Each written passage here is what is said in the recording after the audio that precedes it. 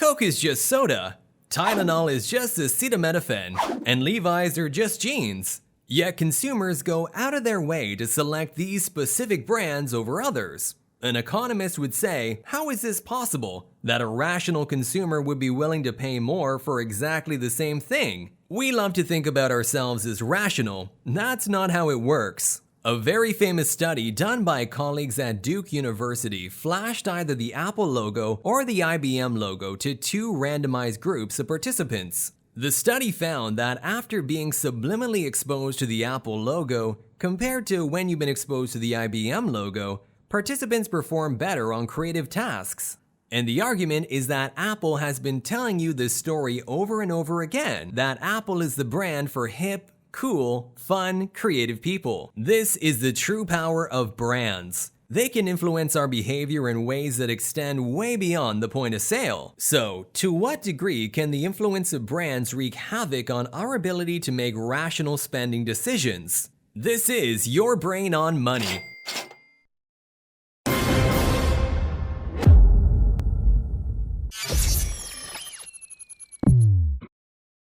When I make choices about different brands, I'm choosing to create an identity. When I put that shirt on, when I put those shoes on, those jeans, that hat, someone is going to form an impression about what I'm about. So if I'm choosing Nike over Under Armour, I'm choosing a kind of different way to express affiliation with sport. The Nike thing is about performance. The Under Armour thing is about the underdog.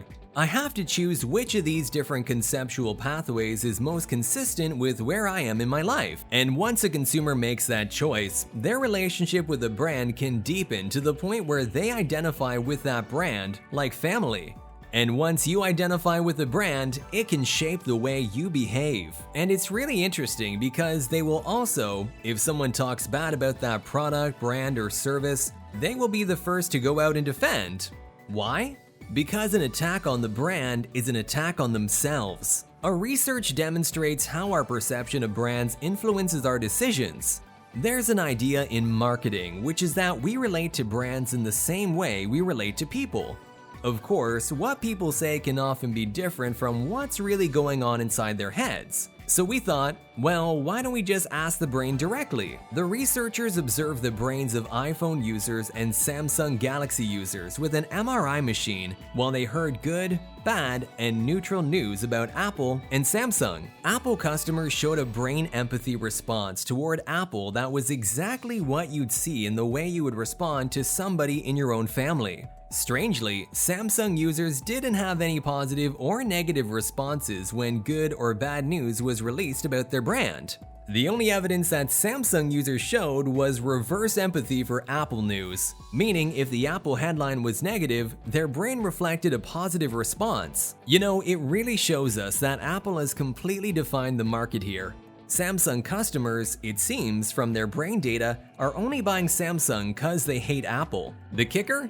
The Samsung users didn't report feeling the results their MRIs showed. What was happening in their brains and what they reported feeling towards Apple and Samsung were totally different. Most people just don't realize that they're subconsciously choosing brands because those brands have some kind of self-expression value. You can see there's a lot of power here in terms of shaping consumers' decisions. As we learn more and more about that, we have to think much more deeply about the ethical, legal, and societal implications of doing that.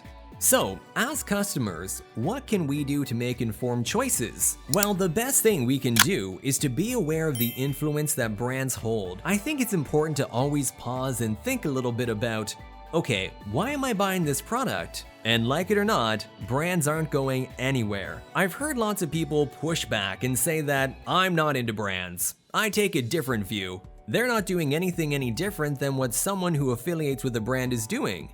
They have a brand, it's just an anti-brand brand. And I think about, what is it that I've learned about identity over time? I think it has a lot to do with the fundamental need that we as humans have to have support systems. Perhaps it was the church, it was the community, it was these other institutions that existed. Now, brands have stepped in as pillars of our identity, so I'm very much motivated to see that in a positive light. Hi guys! If you still don't know our channel, we produce content about big companies, leaders, and entrepreneurship. If you enjoy our videos, don't forget to like and subscribe to our channel. It is very important for our team to continue producing quality content. Remember, we are also on Instagram at thinkbigger.tv. If you like this content, you will probably like this video, or this one.